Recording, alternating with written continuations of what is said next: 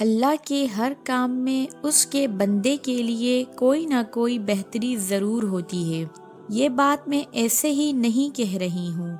آئیں اس پر میں آپ کو ایک اسلامک واقعہ سناتی ہوں۔ السلام علیکم ورحمۃ اللہ وبرکاتہ۔ شروع کرتی ہوں اللہ کے نام سے جو بڑا مہربان اور نہایت رحم کرنے والا ہے۔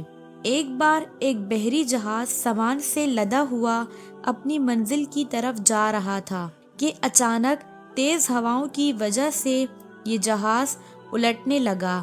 قریب تھا کہ جہاز ڈوب جاتا۔ جہاز میں موجود تاجروں نے کہا جہاز کا بوجھ ہلکا کرنے کے لیے کچھ سامان سمندر میں پھینک دیتے ہیں تاکہ جہاز کو ڈوبنے سے بچایا جا سکے۔ پھر تاجروں نے مشورہ کر کے طے کیا کہ جس کا سامان سب سے زیادہ ہوگا اس کا سامان سمندر میں پھینکا جائے گا۔ جہاز کا زیادہ تر سامان صرف ایک ہی تاجر کا تھا۔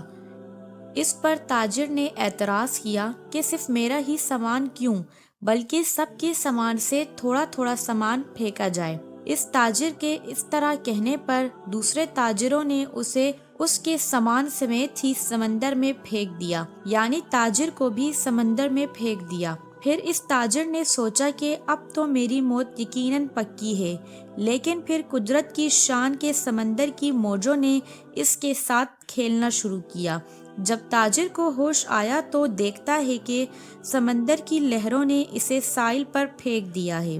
یہ ایک غیر آباد علاقہ تھا جہاں کوئی بھی نہیں رہتا تھا۔ جان بچنے پر تاجر نے رب کا شکر ادا کیا اور اپنی سانسیں بحال کی۔ پھر وہیں پر پڑی لکڑیوں کو جمع کیا اور سر چھپانے کے لیے ایک جھونپڑا بنایا۔ اگلے روز اس کو کچھ خرگوش نظر آئے۔ یہ تاجر ان کو پکڑ کر ان کا شکار کرتا اور اپنا پیٹ بھرتا۔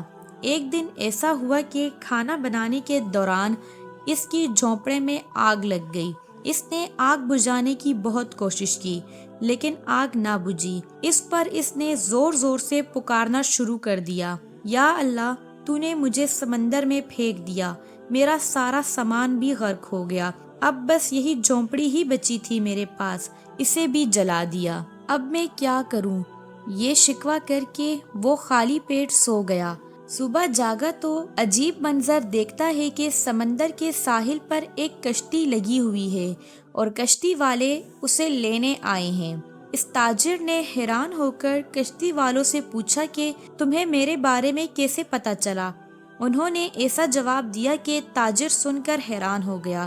کشتی والوں نے کہا ہمیں پتہ تھا کہ یہ علاقہ غیر آباد ہے، یعنی یہاں کوئی بندہ بھی نہیں رہتا، لیکن دور سے دھواں اٹھتا ہوا نظر آیا تو ہم سمجھے شاید یہاں کوئی پھنسا ہوا ہے جسے بچانا چاہیے، اس لیے پھر ہم تمہارے پاس آئے۔ پھر تاجر نے کشتی والوں کو اپنا پورا قصہ سنایا۔ قصہ سن کر کشتی والوں نے حیران ہو کر کہا کہ جس جہاز سے تمہیں سمندر میں پھینکا گیا تھا وہ جہاز آگے جا کر تباہ و برباد ہو گیا، یعنی غرق ہو گیا تھا۔ تاجر یہ سن کر فوراً سجدے میں گر گیا اور رب کا شکر ادا کیا اور کہا کہ پاک ہے وہ ذات جس نے مجھے بچانے کے لیے تاجروں کے ہاتھ سمندر میں پھینکوا دیا۔ تو میری پیاری بہنوں اور بھائیوں، ہمیں اس واقعے سے یہ سبق ملتا ہے کہ حالات جتنے بھی سخت ہوں لیکن ہمیں اللہ کی رحمت سے مایوس نہیں ہونا چاہیے، بلکہ ہر حال میں